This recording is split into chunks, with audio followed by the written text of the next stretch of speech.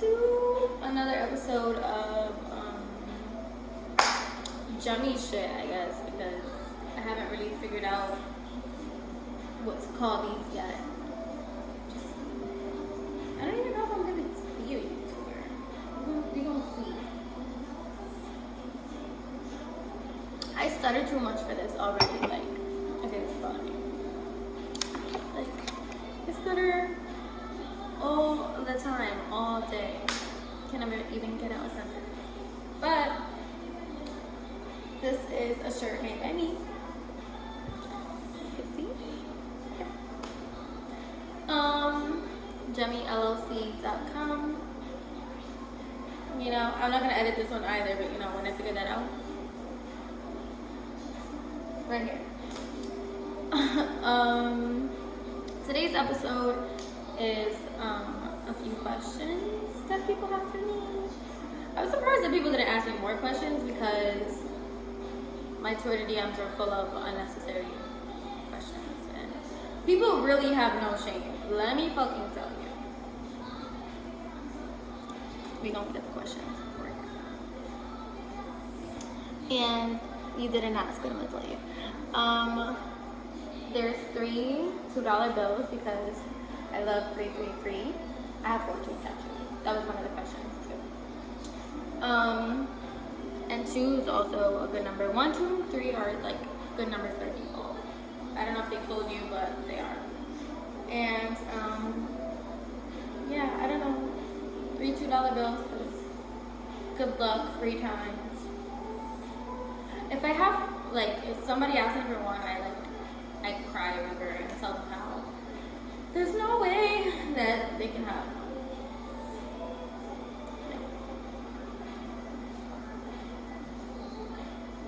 I did a lot of shit today. Updated my crop tops on my website. Finished painting.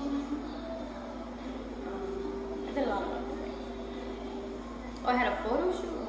I'm doing this. Okay. Where I'm from. I grew up in Brooklyn. And I moved to Staten Island for the remainder of junior high and high school. And then I wanted to go to Harvard, and then I visited Harvard my junior year, and I was like, hell no, this is trash. This is just mad depressing. So I moved to Jersey for school, and I haven't left since. And I'm not in school anymore. Go to school. Stay in school, kids. Just because I'm not in school. You can say that. Yeah, but if you ask me, I say I'm from Brooklyn. Okay. Where are you from? Brooklyn. Okay.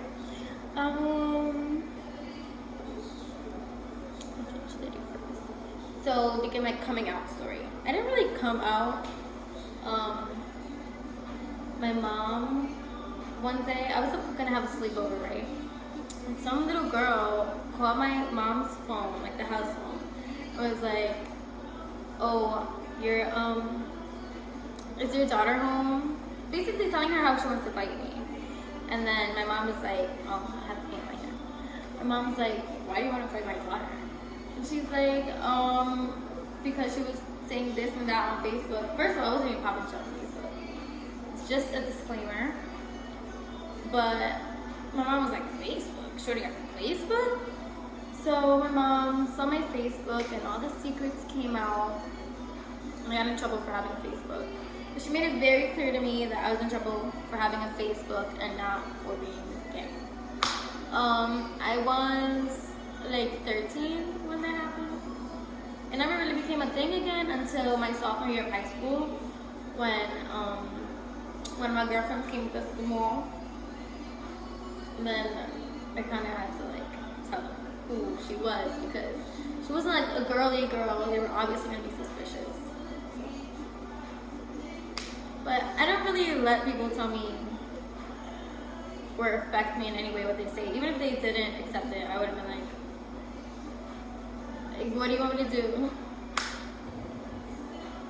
But Okay, now, so it's not really a coming out story, it just happened. I never got to, I mean, I never thought that there was anything wrong with it. I didn't know I had to come out. I just like girls. So I guess this one leads into the other. So how I started bartending. I used to live with one of my friends in the first apartment that I got, and she used to tell me about how she used to bartend in clubs, and she's like 2 years older than me, I think. And I was serving at the time, like fine dining server, you know, button up and everything, can't show tattoos, hair all back and all that. And I was just like, I can't see myself working in the club. And she was like, she wears a dress, or at the time the club she was working at, she wore a dress to serve. And I was like, oh no, I can't, I could never. And then shit hit the fan, and I was like going from server job to server job, and I realized that serving in Jersey, unless you work at a chain restaurant, you're not really gonna get far. Unless it's like, I don't even know unless it's like what, because like I haven't even heard of super big restaurants that are worth going to out here like that. Unless they're chain restaurants, like I've heard of. I don't even know if Jose de House is a chain restaurant. I think it is. Yes, it is. It has different locations. But yeah, like, and I just never saw myself working in a chain restaurant because it's not what I was used to. I was used to the home feeling of the mom and pop Italians and all of that. And even like the restaurant groups made you, I don't know, I just didn't want to be associated with that. So I was like, let's go working at a club. Let's see what this is about. Started working in the club, and I was like, wow, this money's great. Like, I love it. And then I just ended up staying until now. Now I'm a full-time artist, but that happened during quarantine. I don't think I've worked harder in the past 4 years than I have during quarantine, like literally. But yeah, that's how I started bartending. I've danced a few times too, here and there, but it was like when I needed to, or like when I wanted to be a part of an event and I couldn't bartend. People judge dances a lot though. I wasn't a stripper. It's different things, and it's a lot of different kinds of clubs. But you know, people are shallow, so they only see the surface, and I don't care what you call me, but I know what it was. Okay. And the next one was how I got my first place.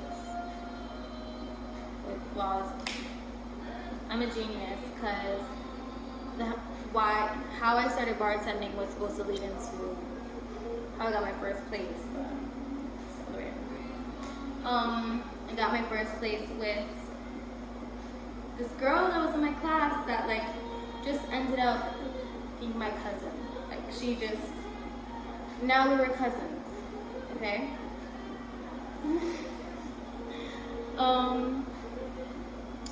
And yeah, we ended up moving together, and she was such a great person to know, very, very inspiring. And I probably would not have taken art seriously at any point if it wasn't for living with her, because just feeding off of her energy and watching her work all of the time, even though I wasn't really, really painting at the time, I painted sometimes at that point in time, but it really just was like, damn, like, that's gonna be me one day, like, what's up?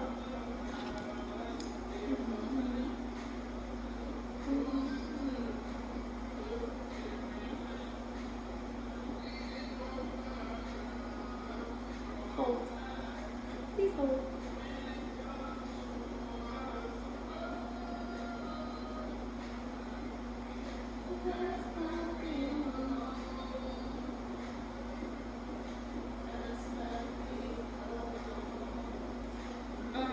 I fucked up the lyrics, but the last question for today is what led to me being kicked out. Even though I kind of hit on it in the first video. I didn't really tell you much, but I got over it. Well, I got over not telling you. Anyway, so I dated this girl in college who is seemingly now one of my best friends. Even though the story's a little crazy. But basically, your girl got drunk one day, and I was like going out with my friends at the time, and we were all drunk. And that day, like earlier in that week, we had broken up, and it just felt like. So we were in the bathroom, and she just ends up telling me that she hooked up with some girl. I was like, damn, that's crazy. So I left the bathroom, and I love to dance. So I was just like dancing with everybody, and she was just like there. And then it was a little spicy in the night, you know. But I get back to my dorm room, had another old friend who was like, oh, we're gonna talk to her. I was like, you know what? I am gonna talk to her. So I was looking around the entire dorm for the girl, like, who was my girlfriend or whatever. And then I'm gonna go and find her in the girl that she hooked up with. Yeah. And then it was a little crazy. I was really blacked out drunk though. I'm not abusive. It just kind of happened. The wrong person opened the door, and I saw the girl. Well, I covered the peephole,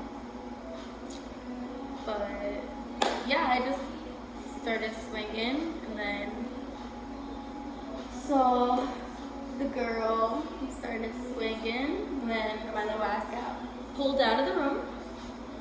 But the next day, like, your girl couldn't know what was gonna happen. I was like, are they gonna tell? Like, what's going on? So I'm like panicking frantically. I call my mom, and I'm like, we weren't that good at the time, but like, I still, you know, confided in her, and I called her, and I was like, listen, I did this, and I don't know what to do. Like, what now? And so basically, she ended up coming to pick me up, and she did some things like on campus where I ended up getting kicked off of campus. So I stayed with her those following like 4 days. And I was secretly talking to my ex-girlfriend at the time still, because I felt like I needed to apologize to her for doing this to her. Like, you know, like, I'm a good person. Even though I was in a good situation, I just felt like I needed to, you know, tell her that I'm sorry. And my mom found out that I was secretly talking to her because I was doing my homework up at like 2 a.m. And she was like not happy with that because she wanted me to be sleeping. She found out I was on the phone with her. So she was like mad at me because she was like, why are you apologizing? Like, that's not like what I taught you. Like, she was bad to you, kind of thing. But man, I couldn't do it. And then we just like had a crazy night, and she saw I had just, you know, I got kicked out of school, so I had a bunch of packed up stuff still.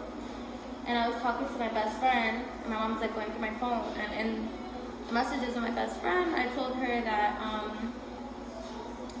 I just didn't feel like comfortable there because I felt like I was intruding such a comfortable space already. And even though my family didn't feel like that, I just felt like I was not an intruder, but it was an uncomfortable situation. Like, I was living in my little sister's room, and all of my stuff was overwhelming her room, and it kind of just like came out wrong. A lot of things got lost in translation. But my mom asked me to get out because if I didn't want to be there, I didn't have to stay there. And I probably could have handled it a lot better. But I mean, I guess everything happens for a reason, and I definitely would not be where I'm at today, honestly. So you gotta take the things that happen to you, you gotta grow from it. You don't hold on to them, you don't, you know? But I have a painting recipient waiting outside for me, so